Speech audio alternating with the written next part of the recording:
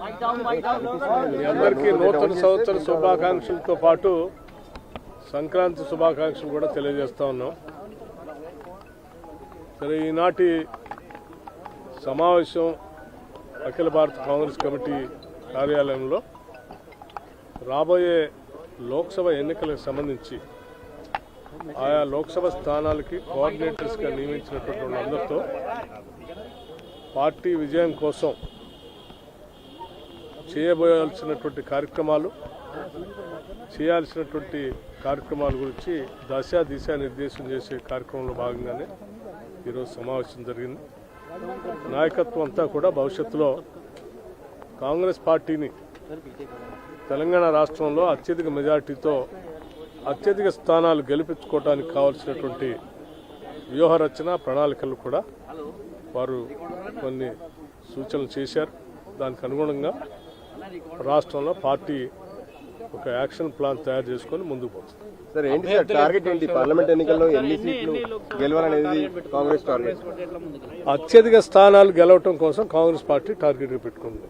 Sir, KTR ఈరోజు మీకు వాళ్ళకి 1.25% ఓట్లు తేడా, అసలు కాంగ్రెస్ వాళ్ళు గెలుస్తాం అనుకోలేదు, నెక్స్ట్ ఎలక్షన్ వాళ్ళు గెలిచే అవకాశం లేదు కాబట్టి బలంగా పనిచేయాలని వాళ్ళు టీఆర్ఎస్. సరే, వాళ్ళు ఏమనుకుంటున్నారో మనకు తెలియదు, కానీ ప్రజలు మాత్రం తెలంగాణలో కాంగ్రెస్ పార్టీని గెలిపించారు.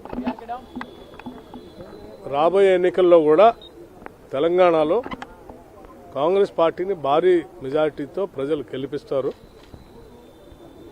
ఈ రాష్ట్రంలోనే కాదు, దేశంలో కూడా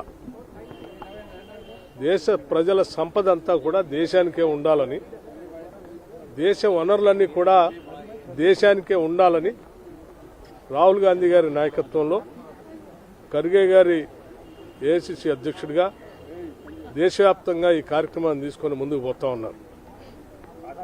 ప్రజల ఆస్తులు ప్రజలకే ఉండాలి, దేశానికే ఉండాలి, దేశానికి సంబంధించిన ఆస్తులు దేశానికే ఉండాలని చెప్పేటువంటి వాళ్ళ కోసమే ఈరోజు ప్రజలంతా ఆలోచన చేస్తున్నారు తప్ప, ప్రజల ఆస్తుల్ని, దేశ వనరుల్ని కొద్దిమంది పారిశ్రామికవేత్తలకి అమ్మకానికి పెట్టి దారాదత్తం చేసేటువంటి రాజకీయ పార్టీలకు ఓటేయడానికి ప్రజలు సిద్ధంగా లేరు. రేపొద్దున లోక్సభ ఎన్నికల్లో కూడా ఇదే తీర్పు రాబోతోంది.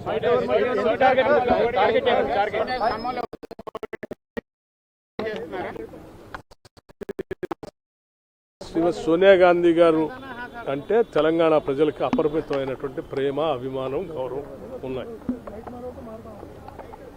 దశాబ్దాల పాటు తెలంగాణ కోరికని నిజం చేసినటువంటి సోనియా గాంధీ గారిని తెలంగాణ రాష్ట్రం నుంచి పోటీ చేయటానికి కాంగ్రెస్ పార్టీ పక్షాన్ని మేమందరం కలిసి ఏకగ్రీవంగా తీర్మానం చేసి వారిని అభ్యర్థించాం.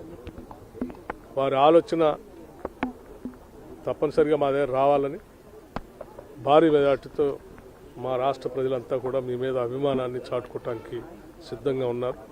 మా దగ్గర రావాలని కోరా. వారి కోరిక మా కోరికని మన్నిస్తారని ఆశిస్తా ఉన్నారు.